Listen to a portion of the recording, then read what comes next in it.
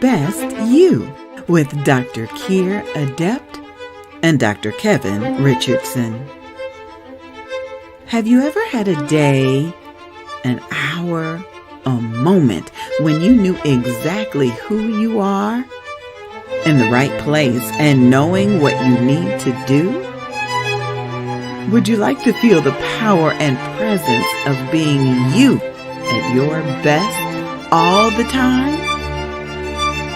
Almost all problems around health, wealth, relationships, and purpose can be solved when you are restored to you. And Dr. Kyre and Dr. Kevin are here to show you how.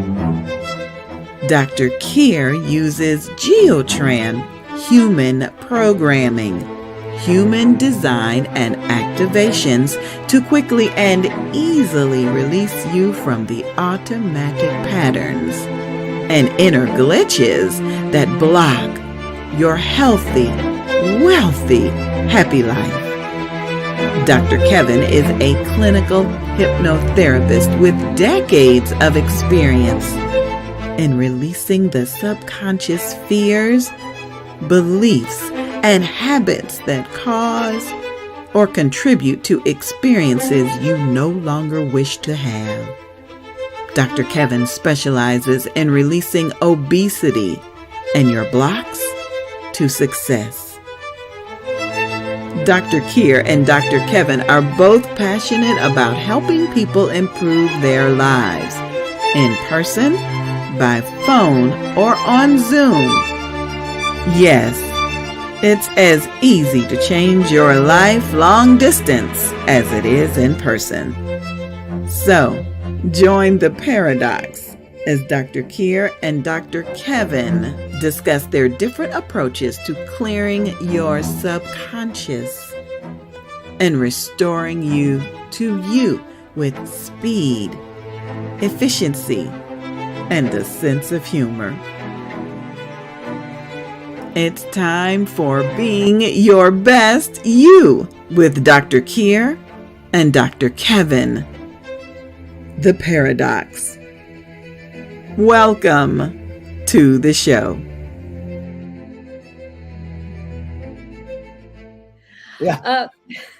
This is Dr. Kyre Adept, just like it says in the little thing at the bottom of the screen, and I am the chief honcho at geotran.global, which is coincidentally the name of my main website. Hooray! Yay! And with me is Dr. Kevin Richardson, who is a clinical hypnotherapist of many years standing with lots and lots and lots of letters after his name. And he's also available at kevinrichardsontherapy.com. And of course, we both have Gmail addresses, and you know all this already because you've been watching our program, right? Good. Okay. So Dr. Kevin has been experiencing some floods. Yes. In inland California. This is like unheard of. So in fact, I had asked our wonderful producer, Angie B., if the Peanut Gallery, who's always watching, always listening, if they had any specific questions for us. So we thought maybe we would have this particular program answering some of those questions, because if they have them, probably you do too. That seemed like a reasonable approach? That work for you, Dr. Good to me. Okay. Well, we always like to do what the lovely Angie B likes us to do. Yes. Yes. Okay. So I have in the background, I have on the next screen over, I have the questions. In fact, I am going to put them in our backstage so that you can see them too. So let's just start at the top. What is muscle testing? I get that a lot. And if you go to either of my Facebook groups or my YouTube channel or my website, you will see articles and videos on this very question. But it's actually really an important one. You know, I'm in the middle, as you know, Dr. Kevin, I am in the middle of writing a book about Dorothy Espio, who is the creator of Geotran and my teacher for many years. And I have a whole chapter about the foundations of Geotran and how it works, and half a chapter on muscle testing alone. So Muscle testing has actually been around for over 100 years. Okay? So it was first devised in, I think it was 1915. And then various sort of doctors and physiotherapists worked with it more, developed it more once they got the concept. So here's how it works. You've got your gazillions of cells. I mean, it's something like 30 trillion cells in the body. And each one acts like a little tiny battery. Okay, so there's either more energy flowing through it or less energy flowing through it, or it's in a steady state. Okay? So when we're muscle testing, what we're doing is measuring on an infinitesimally small level whether you have more life force energy for a certain concept, food, drink, person, place, or thing. Yeah. So typically this is used by, actually it's used by 40% of American chiropractors use muscle testing. And so the most common way you're going to see it is somebody having their arm right out to the side. I'm going to bring mine in just so you can see it more easily because you can work just as well doing it that way. I'm going to move my camera so you can maybe see a little bit more of me. Yeah, so if I'm working with someone, as you can see in some of my other videos on Facebook, I'm going to press on their elbow. And that's going to test this deltoid muscle, which is the last one to switch off of the 42 muscle groups. So there's a bunch of whole scientific stuff done about this. It's not just me making it up. The point is that if you have more life force energy going through the arm, that elbow is going to stay up. That's a yes or a strong answer. And if you have less, then it's very easy with just a light touch for that elbow to go down. Now, you will have seen that on this program, I'm not using that, mainly because it takes me out of screen. Yeah, I mean, you can't see what I'm doing. I could do it that way, but I'm not going to. So what I teach my students is a one-handed muscle testing, and it works like this. I hope you can all see. I've got my dominant hand up, right? So you would be doing it left-handed, Dr. Kevin. I do it right-handed. Okay. In fact, you might like to follow along with me.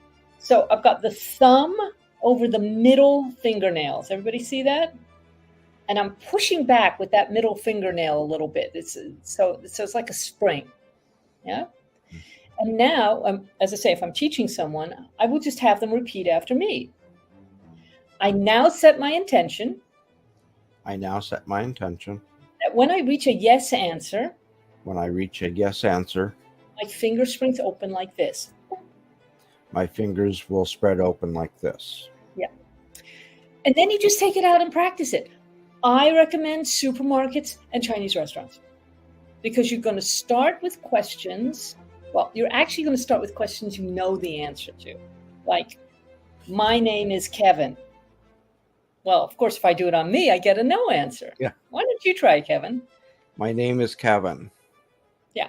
Okay, but try it with my name is Kyre. My name is Kyre. Yeah, you see? So that's a no answer. Whereas, of course, if I do it, my name is Kyre, of course, it's going to open up.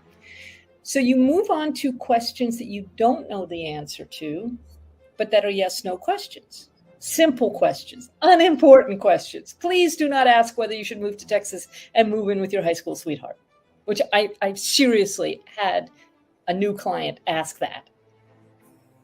I said, did you muscle check? She said, yes, I did. And I said, okay, what part of unimportant questions until you're totally comfortable with this process did you not hear? So if it's a complicated question or you're just a super beginner, you call me and I will ask the question for you because I am going to be detached about whatever the answer is for you. I mean, I'm saying this in a super caring way. I don't care. I mean, in the detachment sense. I just want you to be doing what's right for you. Right? So, yes, no answers. This is the one that I teach my students. Now, somebody else asked me, why do you snap your fingers? I'm so glad you asked me that question. Okay, so I have been using this and other forms of muscle testing for a long time. Okay. And I don't even remember the situation I was in, but about 5 years ago, I noticed somebody else doing this for their muscle testing. Now, it doesn't matter what technique you use as long as it's consistent for you. So if the point is that a yes answer means there's more life force energy going through those muscles, then if you snap your fingers and you get the sound, that's more energy. But if there's less energy going through the muscles of your fingers, then your fingers will feel sticky and you don't get a sound. Then one finger will not pass the other. So what I discovered when I started playing with that is that this is firstly easier, just as accurate, and it's much more helpful when I'm doing something like this. Yeah, because you can hear it as well as see it. So that's a yes, that's a no. That's all we're doing. It's just another muscle testing technique. So I hope that clarifies it for you. Okay, next question is really one for both of us, Dr. Kevin, which is, how do you know you're connecting with the person you need to read? Yummy question. Okay, there are 3 ways I know, but because I'm a truly nice person, I'm going to let you answer that first.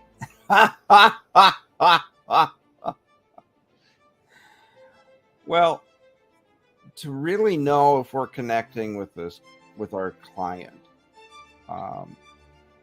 we're looking at our communication. We're looking at the pillars of communication, the verbal and the nonverbal. And then I'm also assessing the eye movement as well. So each eye movement has a very specific meaning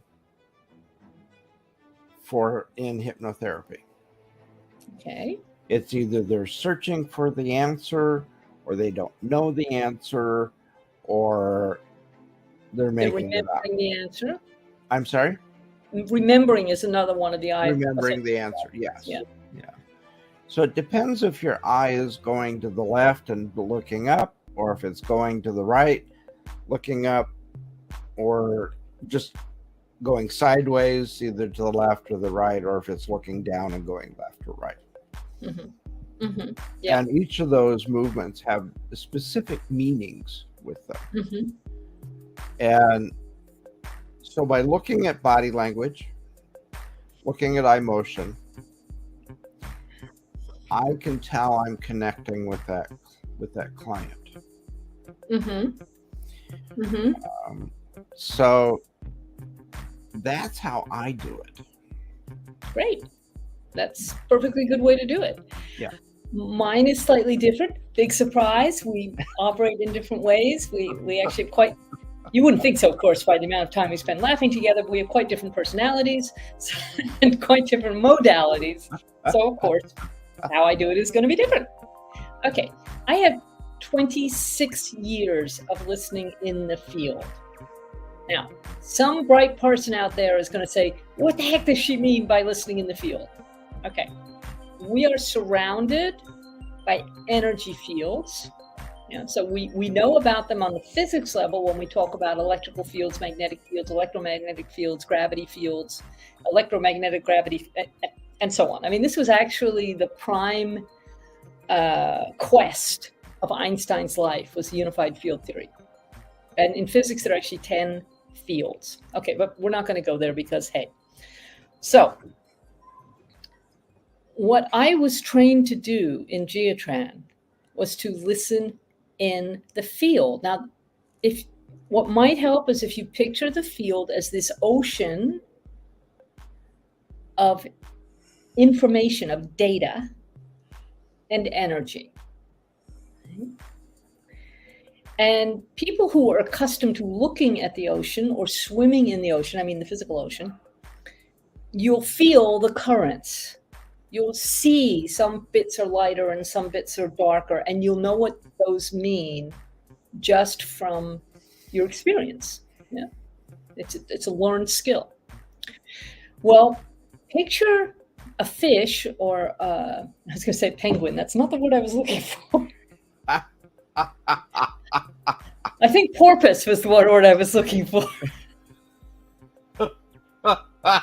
or a dolphin or a whale or whatever, one of those things, swimming. Now, we know that they have a very immediate, visceral, sensory impression of going through the water. They, especially dolphins and porpoises and cetaceans generally, they're sending out, what you call it, sonar all the time. Yeah, and that's bouncing off the beings and the floor and the currents around them. And we humans can learn to do this in submarines. Yeah, so we have sonar operators who, the more experience they have, the more training they have, the more they can just from the sounds, they say, oh, okay, I know what that is. You know, that's the submarine Ecuador because I recognize its plant signature, you know, or whatever. There's actually a very cute film, which a detail of it. It's called Down Periscope. It's got Kelsey Grammer. And the sonar guy is always saying things like, oh, yeah, I ran into a cute little, courting couple of whales the other day. And I sent them this message and just basic chit chat. Anyway, so what I'm doing all the time with the permission of somebody that I'm working with, because I would not want to violate somebody's field, that's what I'm listening for. Now, my backup is that I'm muscle testing all the time, right? Not, for example, when we came on today, it's not like I have to say, oh, is this definitely Dr. Kevin talking to me right now? Oh, no, it's not. Because we work on the assumption that people are 100% who they are designed to be most of the time. Mm-hmm. Okay, actually, that's quite the assumption. I work on the assumption people are not 100% who they're designed to be. But again, that's a different question. But when I sit down with somebody, the fact that they have come to me and they've asked for the kind of work that I do, same with you, I'm sure, Dr. Kevin, that gives us implicit permission to look in their field. Yes, I do require permission. And so I know that I am connecting with that person. Now, let's say, it does happen occasionally. Let's say someone is saying to me, can we work on my son? Well, the first thing I'll say is, do we have his permission? Chances are we don't. And if we don't, I'm not doing it because it's a violation. Not even to help the other person will I go into their field because I respect their boundaries. Now, if in a moment of illumination, the parent has actually got the permission of the other person, and I'm not just talking about parents and children, I'm talking about anybody. I mean, for example, I would not connect with Earl in the field unless I had his permission. Mm-hmm. For your cats are a different matter, I might try and connect with your cats if you ask me to. Yeah, they're an open book. Yeah, well, and as much as cats ever are, which is a big if. Yeah. Actually, it's so cute. This last weekend I was down in the Savoyard area of France, where it was even hotter than it is in Vichy. So it was 32 to 35 degrees, and we're talking about 100 degrees Fahrenheit. And they have 2 cats there. And they went off looking for the skinny one. And the mother and father of the household I was visiting in were wandering all around the place saying, Attila, Attila. I went into the field. I located this cat in the field, walked in the direction that I was indicated, it was feeling pulled towards. Sure enough, within 2 minutes, that cat came walking down the drive towards me and did not stop until it reached me. Yeah. Whereas when the other ones tried to pick it up, he was trying to get away and what have you. So talk to your cats in the field. Okay, but I digress, which, I'm good at. So that's how I know, is that I have a direct sensory feeling for it, direct sensory kinesthetic impression. When I'm working with someone, I'm usually working with them on Zoom or the equivalent, or sometimes in person. I can, like you, Dr. Kevin, I can see whether they're fully present or not. Mm-hmm. And I can check using my muscle testing. I can check to see what % they are who they are designed to be. So because we just had that question about muscle testing, I just want to show you a little wrinkle on it. Remember I said just a few minutes ago, so when I'm teaching people muscle testing, I send them out into the supermarket or to a Chinese restaurant, okay? Or the equivalent. This is why. Because the muscle testing doesn't just work in singular questions. They have to be yes, no answers, right? But I'm working in checklists all the time. I did some work with a colleague that I was actually visiting in Savoie, and she had a list of 114 options for something she was clearing for me. And she said, okay, we need 4 of them, and I just want to hear from you which ones, right? In order of priority. So I'm actually really good with numbers in the field, and I have a lot of experience. So for 2 of them, I was able to just go there. Like number 4 was 14 on her list, and number 2 was like 86. But the other ones, I went in chunks. Okay, I knew there were 114 options. So I'm going 0 to 50, 50 to 100. See, that's a yes, 50 to 100. 50 to 60, 60 to 70, 70 to 80. That's a yes, 70 to 80. 70 to 75, that's a yes. 70, 71, 2, 3, 4. Effectively, I'm doing the same thing as I suggest in a Chinese restaurant, which is, the average Chinese restaurant has a huge menu. I mean, how they expect anybody to choose what they want to eat is just beyond me. Okay, so here you go, a big, big, big menu. It's like, a book. And you go, okay, what is best for me to eat tonight, right now, is on this menu? Yes, no. Hopefully it's a yes, or you're going somewhere else for dinner. Okay. And you open it up and you say, and you put your other hand on each page in turn. It's on this page. It's on this page. Turn over. It's on page 3. It's on page 4. Oh, it's on page 4. Okay, it's in the left-hand column. It's in the right-hand column. See, that's why I like this particular muscle testing, because I can hear it as well as see it. Okay, it's in the right-hand column on page 4. And then I'm going to run my other hand until I get a yes. Aha, number 327. I'm having liver and bok choy tonight. I'm serious. I was actually having dinner with my teacher, Dorothy, years ago, 15, 20 years ago. She had come out to California. We were co-teaching Gems of Excellence class. And she took me out to dinner, which was very nice of her. And it had the kind of menu I really like 6 starters, 8 main courses, a couple of salads, a couple of desserts. Perfect. So she's looking at the menu. I'm looking at the menu. I've eaten there many times before. I know that I like the duck. And she's saying, I said, well, Dorothy, what is it?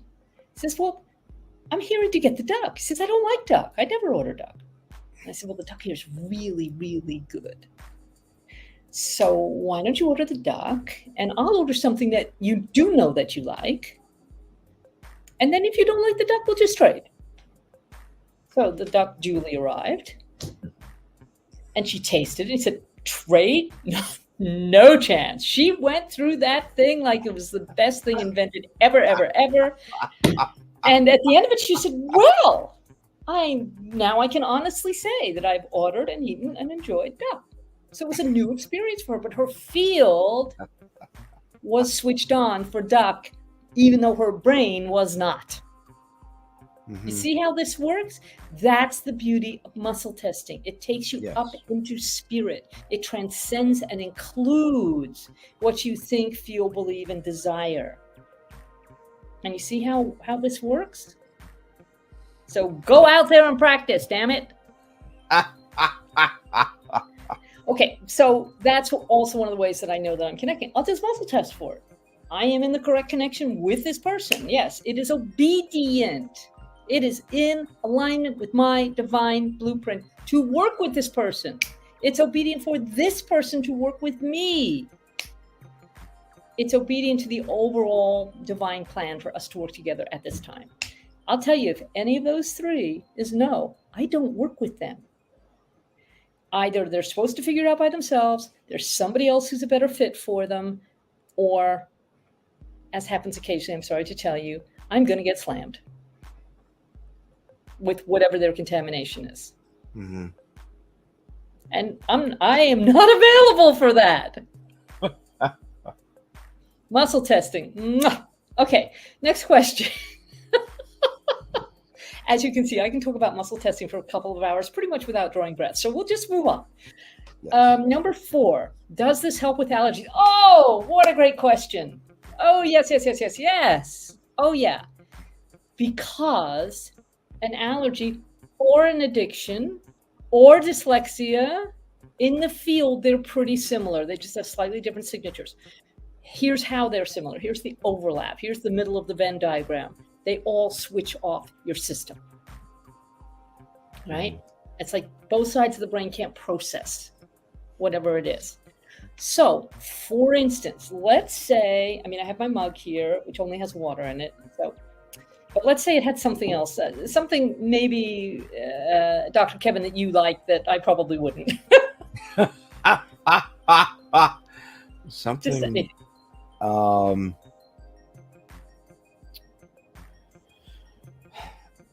I like liver and onions. Great. Actually, as it happens, so do I. So, but let's imagine. No, I've got the perfect thing. You know that I don't eat pork or shellfish. Or maybe you don't know. Yes. Okay, which is kind of interesting being in France. Not the shellfish thing; they don't care. But you know, almost all meat products have pork in them somewhere in France. But that's okay. Yeah. I'm going to imagine that this mug is a prawn cocktail, a shrimp cocktail. Oh. Yeah, which you might like, or the listener might like, and that's totally okay. Yeah. If we all like the same thing, there wouldn't be enough porridge to go around. Mm-hmm. Okay. So this is shrimp cocktail. I'm putting it up against me, and I'm getting a big fat no. This does not check for me. And now, everybody pay close attention. I'm going to do a nifty little bit of Geotran. Cone the fingers. Right hand clockwise, over the plate, the mug, the whatever it is. 995. 995. I just cleared that for my system. Now, lovely people, getting back to the original question. As it happens, I am actually allergic to crustaceans. That's an allergy. Now, the fact that I cleared it for me does not mean that it's still correct for me to eat the shrimp or the prawns or whatever you call them. Mm-hmm. But it gives you an indicator. Now, we actually have an allergy clearing, I'm pretty sure I posted in my Facebook group, Light Me Up Coaching. Go have a look. It's under the guides. But I'll just describe what it is because you'll see how easy this is. Oh, God, I love it when it's easy. Okay, what you do is you take a little bit of paper with no writing on it, right? And it wants to be white, ideally. No lines, no nothing. This happens to be the back of somebody's business card, so I would not actually use it in real life. But this is about the size of paper you need. That's perfect. Okay. And using a black pen, write down something that you are allergic to. And remember, this is not necessarily foodstuffs. When Dorothy first taught us this technique was about 15 years ago in the Winter Gathering in Boulder, and there's a small group, there are 4 of us women working together. We had this sudden inspiration, and we started clearing each other and ourselves for love, for relationships, for the kind of person I could be attracted to, the kind of person who could be attracted to me. Because all of us were having these difficulties with relationships because we were allergic to the energy of the person who would actually be a good fit for us. You see how this works? Okay. So here's what you do. Do you want to tell us what it is, just so we know? Duffy's strawberry soda. Okay, exactly. I wouldn't even know to check that. That's great. That's perfect. Okay, here's what we do. We put the piece of paper against your liver, which is on the right side. Everybody can see where that is. Uh-huh. Right side. All right. And we muscle test. And if you don't have somebody to muscle test for you, you use your one-handed muscle testing, right? And that is off. Everybody hear that we didn't have the clicking sound and it's just off, right? Yeah. Or if you were doing it that way as you were, it's just not going to open for you. Right? Okay, we know it's off. This body is allergic to that. Or it is reactive. Maybe allergy is not the best word, but it works for allergies. Okay. Now, I want you to tuck it in on your navel, on the midline, inside your trousers. People do try this at home. Don't try it in public. Okay. Okay, that's great. And I'm just testing for him because remember, when we're working together, I can test for him and it's off, which is what we're expecting. Mm-hmm. Now, I'm going to show you the clearing, and you always have to check, is it right hand forward or left hand forward? And I'm just muscle testing. Right hand forward, left hand forward. So you're going to take your left hand and put it on your forehead, just like this, and the right hand at the back of your neck, sort of on the occiput. Okay? So really have your palm against that forehead there. Yeah. Yeah, more like that. That's good. Okay.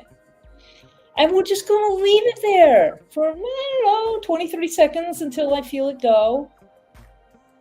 You know, because I'm listening in the field all the time. I really should have written something down myself so I could be clearing it too. We didn't have any white paper just here. Yeah, the average person's got like 18 different allergies, and maybe 2 of them or 3 of them would be food allergies. And the rest is, you know, being allergic to the IRS or something like that. Or pollen.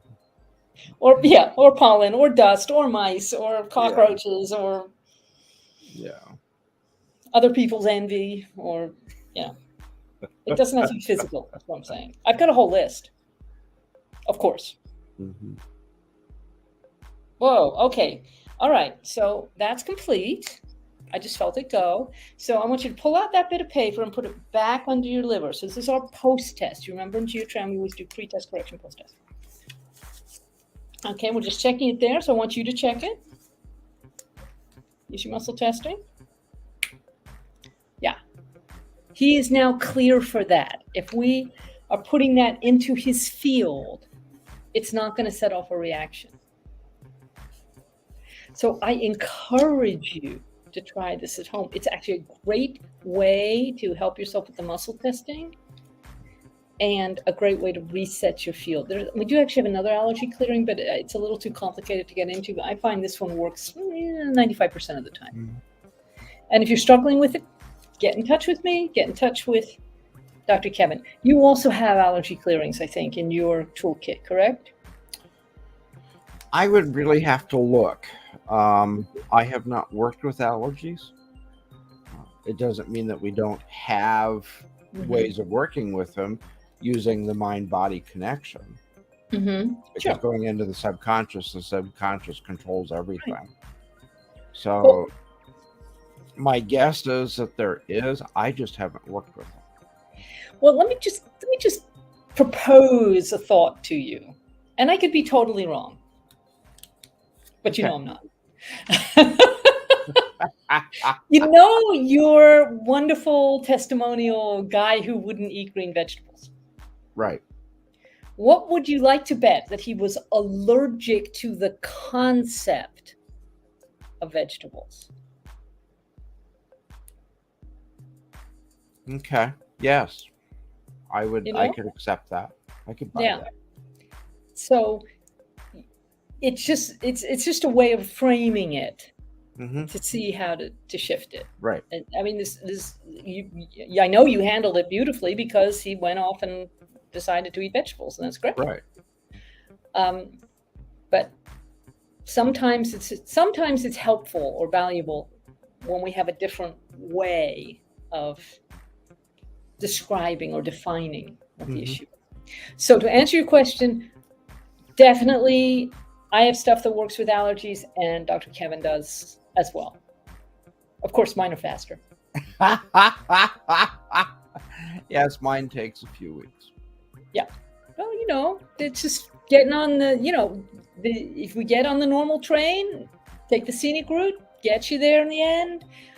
I just really like the high-speed trains we have here in Europe, but that's me. Okay. Is this a form of religion? Now, I think specifically, are we talking about specifically Geotran? Are we talking about hypnotherapy? Are we talking about some combination? Are we talking about this wonderful television show that we have this privilege of putting together? I'd go for the television show being a religion, definitely. No, Yeah. I'm joking. Okay.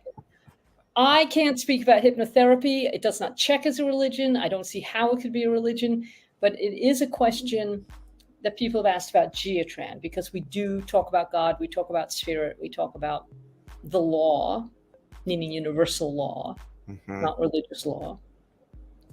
And in fact, I'm in the middle of writing a book about Dorothy. I think I mentioned that earlier. And so I'm looking at some of these fundamental questions. And the quick answer is no. Yeah? Religion in my book, speaking from the grandness of my PhD in esoteric studies,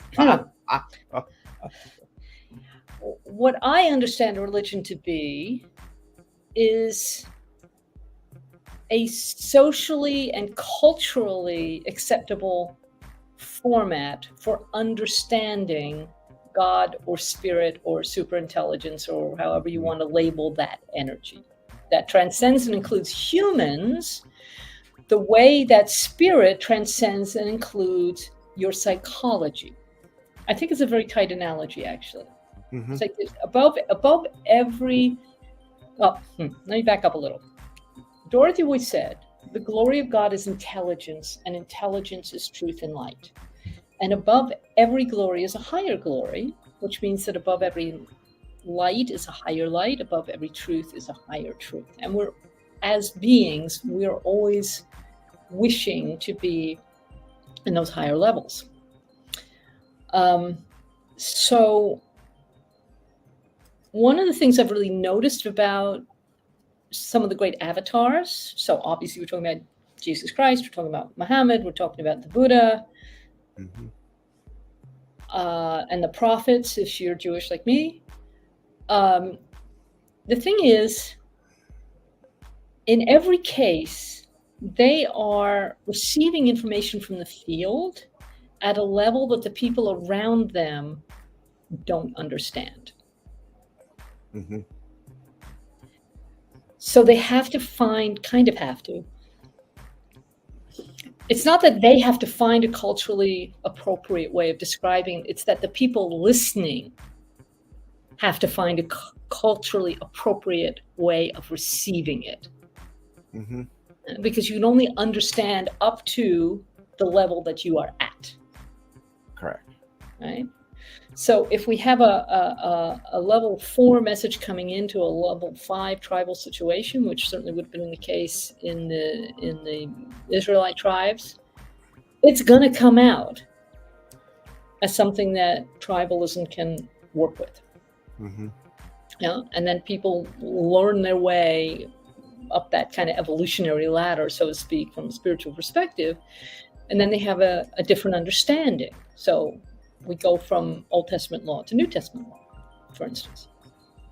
But then, in a functional society or a functional religion, there is room for continued development.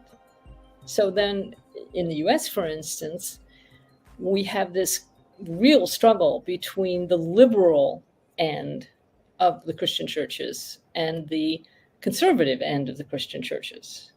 And each feels the other one is wholly mistaken and wrong and apostate on the one hand or heretical on the other, or however you want to put it. Whereas people who are actually functioning at level 6 look at them and say, a plague on both your houses. This is not how I experience spirit. Well, I grew up strongly level 5, which is logical, rational, scientific. It's actually kind of a little bit of a struggle for me to couch what I'm explaining in religious terms at all, because that for me, that's not where I live.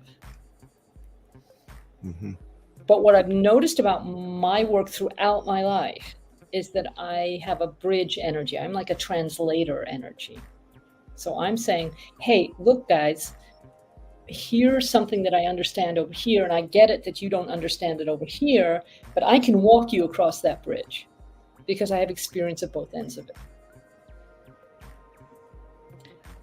So, not a religion, and especially Geotran is not a religion. I mean, that's like saying to your computer, okay, I am a programming coder. I'm going to go in there. I'm going to put some codes in using your particular keyboard, and that's going to change how you function. Is that a religion? I mean, you wouldn't even ask the question, right? Okay, well, on a technical level, I'm working on your inner biocomputers. It's not a religion. It's a technique. Right. It's a modality. It's a practice. I do get the question a lot. Do you? Oh, please speak do. to that. The thinking is that hypnotherapy, quote unquote, takes control of the mind, which is a false narrative. Yeah. That's false. And so people wonder if it is against God's will to use hypnotherapy. And in my opinion, the God is wanting us to be at our fully functional selves, at our max capacity. Oh, yeah. And hypnotherapy helps people achieve their goals and achieve their max capacity. So hypnotherapy in and of itself is not a religion. It's a modality to achieve your highest potential. Hypnotherapy does not take control of the mind. It does not control the mind. It doesn't program the mind. So I have not read anything that implies that hypnotherapy interferes with a person's relationship with their God. Well, that makes sense to me, but I never thought it did anyway. So good. Well, it never crossed my mind, but I do get the question fairly often. That is so interesting. So,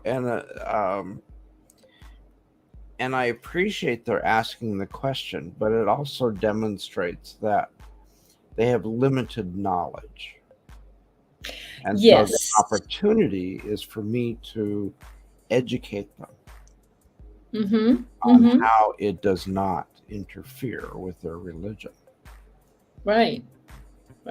So, what's coming up to my mind is, and Angie would be able to give us the citation on this. Yeah. Somewhere or other, it says, with everything else you're receiving, above all, get knowledge, wisdom, and understanding. Right. And so asking questions is great. I encourage everybody to ask questions because that's how you're going to get that knowledge, wisdom, and understanding. And furthermore, there is more. Every year has a particular theme. It so happens that 2023, the theme is the year of knowledge, wisdom, and understanding. So here we are, pumping it into you as fast as we can. and pumping it into ourselves as fast as we can. Yeah, us too. I mean, we're not immune. Interestingly enough, Dorothy, my teacher, she actually has a doctorate in divinity. All of Geotran is based on biblical and spiritual principles. And she regards the Bible as a science book. She was always going back and forth saying, oh, okay, so when it says that, what's our scientific correlation to that? For example, let's take fragmentation. It actually says in scripture you need to be of one mind, single-minded. And what was brought to her attention was that test, I don't remember what it's called, but where you put a beam of light through a slot, like in a piece of wood, for instance. By the time it gets I to know the the wall, experience you're it's talking all fragmented. Yeah. And she says, this is an example of fragmentation. It always leads to chaos and what have you. And that's why you need to be single-minded rather than double-minded. So I actually found that really fascinating, that she could see these correlations in relationships without demanding that anybody else follow religious law or religious strictures. Mhm. Although she did follow the ones that checked for her. See, we have universal law, which is kind of bigger and more neutral, and we cannot use universal law to beat each other up. Right. Yeah. So, not a religion, not even a cult. No. Because No. we're just teaching Geotran. We are not running our own dogma cause agenda or anything else on our clients, not if we're doing it cleanly. And we're not controlling the mind. We're not programming the mind in hypnotherapy in any way. Yeah. But it's a great question. Yeah, it is a great question. Yeah. And it's a question that I respect tremendously. Mm-hmm. Yeah. So, and the nice part about hypnotherapy is that it respects people's beliefs. Right. See, those beliefs are going on in the soul level, in the psychology. What I know, now I am going to say something that's certainly going to sound religious right now. What I know is if we look at that triangle, that point up triangle is the human organism. At the bottom is the physical, so it's everything in the sensory world. In the middle is the soul, which is the psyche, which is your psychology, which is what you think, feel, believe, and desire. And that tends to be totally cluttered up by stuff you've been exposed to or listening to all your life, basically the subconscious. And then the pointy bit, thank you. The pointy bit is spirit. There it is. Yeah. Okay. Now, spirit transcends and includes the soul level and the physical. We are designed so that we get those messages from spirit, and then in theory, that tells us what to think, feel, believe, and desire. And that in turn creates or attracts or is attracted to the physical. Yeah. So that spirit, now here I am going to speak in Christian terms for a minute. That spirit's already redeemed. Okay? There's nothing wrong with that spirit. That is the eternal part of you. That is the wine in the vessel. The vessel is your soul. The vessel is your personality. And the vessel thinks it's in charge. So when, in Christian terms, we say things like, the flesh availeth nothing. That's what we're saying. We're saying if you're stuck at that level, at the soul level, you are not going to get the excellence, the truth, the light, the glory that you are otherwise designed and equipped to experience. As much as possible, we want to get up into spirit.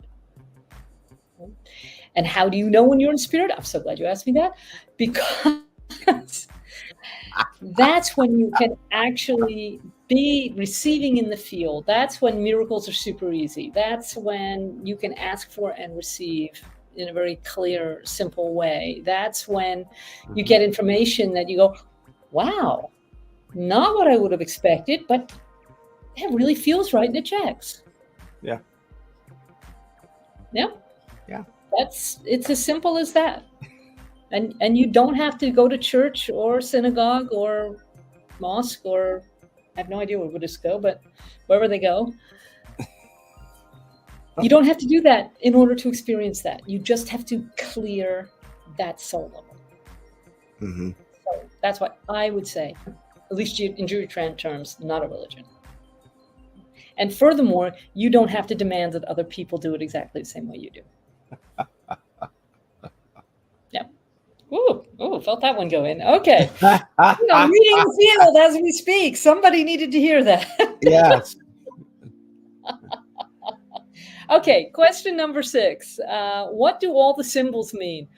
Well, which symbols are we talking about?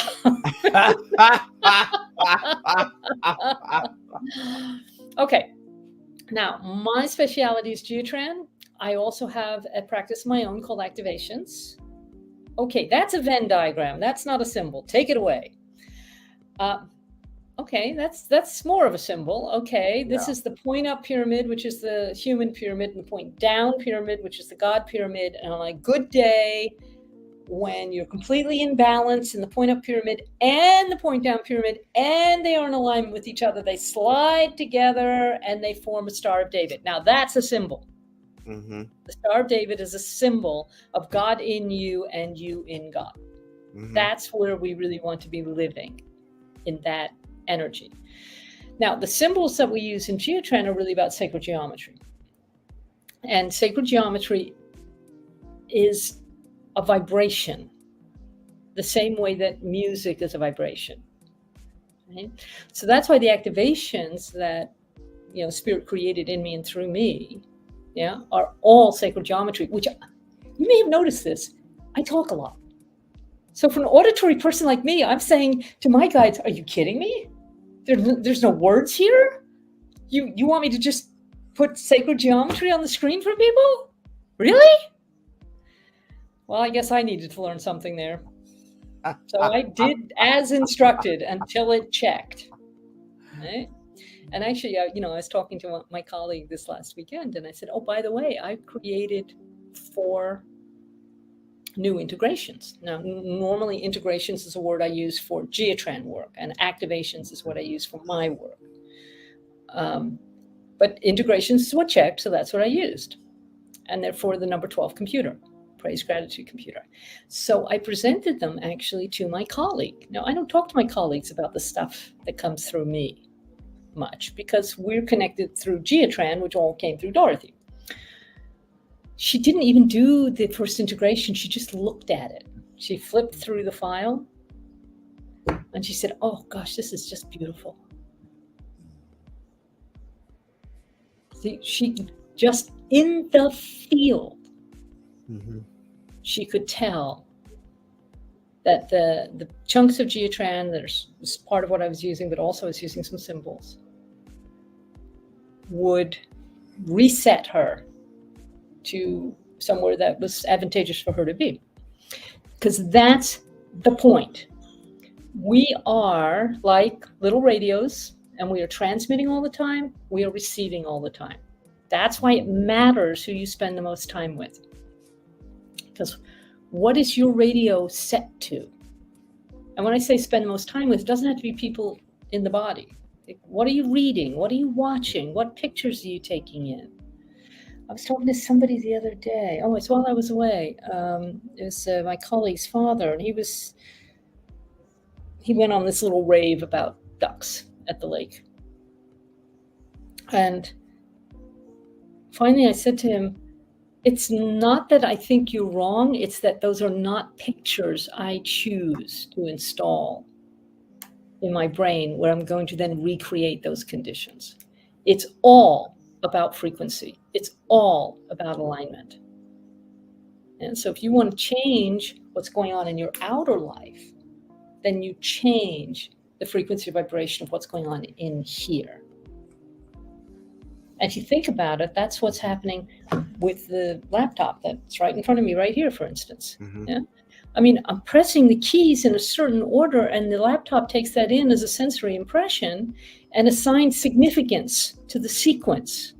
And it says, oh, okay, this sequence, I'm deciding it means this, and that means I need to change or adjust or delete that. And then if it's a Word file, then, and now we're going to send it to the printer, and then we're going to have a certain output. That's all we're doing. That is all we're doing. Well, at least that's all I'm doing. I have no idea what you're doing, Kevin. But I assume it's something similar. We're changing the interior landscape. We're changing the interior garden so that your crop is different and hopefully better. That's the problem with a lot of television and young people seeing a lot of violence, is that those are the pictures being stored up here, and those files will seek to rerun themselves. Now, I personally have never owned a television, so, I don't know. I'm sure there's lots of innocuous stuff on there too. Oh, do either of us accept it? Oh, I don't. Do you accept insurance, Dr. Kevin? Insurance doesn't cover hypnotherapy. Yeah, they don't understand what I do either. There is one insurance company that will reimburse for it. However, you have to be a PhD clinical psychologist or an MD psychiatrist. Right. Mm-hmm. And that's only just one insurance company. The VA, if you are fortunate enough to get a vendor contract, they do pay for it. And but it's a catch-22. And the VA says, well, we aren't getting any requests for it, so we don't have a need. Boy, where have we heard that? However, there are doctors in the field that are saying, will you please see my clients, my patients for me? I say, I wish I could, but the VA. So I usually tell the doctors, run it through the VA, put the request to the VA so we can demonstrate the need, so I can get a contract. Yeah. It's like my favorite chocolate is not being sold at Aldi anymore because it keeps not being on the shelf. Yeah. So therefore, clearly, it shouldn't be on the shelf. Yeah, that's because I keep buying it. That's why. And the same thing, people ask me, very understandable question. Do I take insurance? No. How can I say to an insurance company what I do? I mean, you have enough trouble understanding what I do, much less the insurance company. And what I do, there are only 40 of us in the world, so it's not like there's a certification board. Now, most of my colleagues they probably consider Geotran a side hustle. I consider being a chiropractor a side hustle. Well, many of them have some sort of certification or qualification in something else that may well be covered by insurance, but I'm not one of them. Sorry. Well, for chiropractic education, say that 3 times real fast. No, thank you. No, thank you. There is a very famous college for chiropractors in Davenport, Iowa. In Iowa. Interesting. In Iowa. It is very interesting. One of our friends who was blind,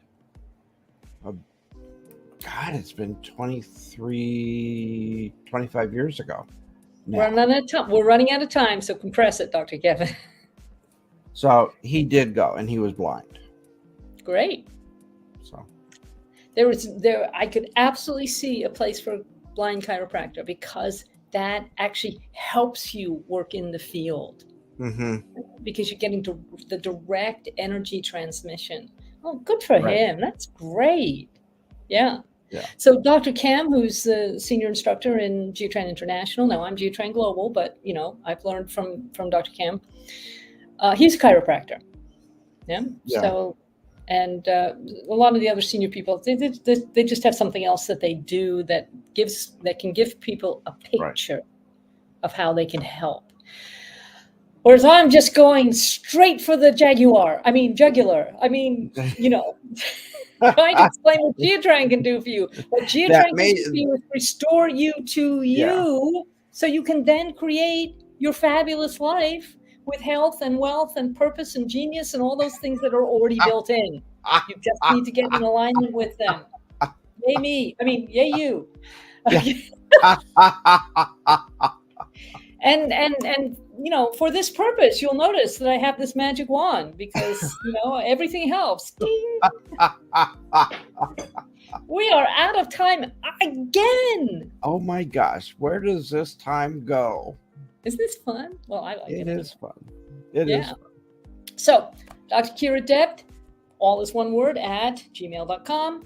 Kevin Richardson Therapy at gmail.com. We're both freely available on Facebook. We both have websites. You know all this by now.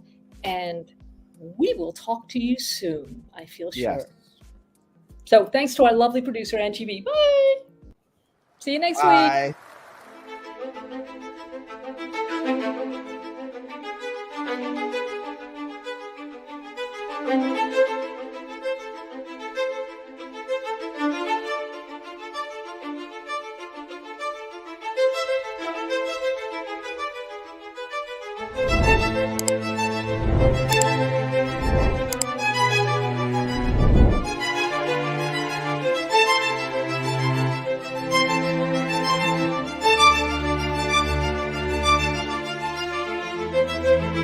Bye.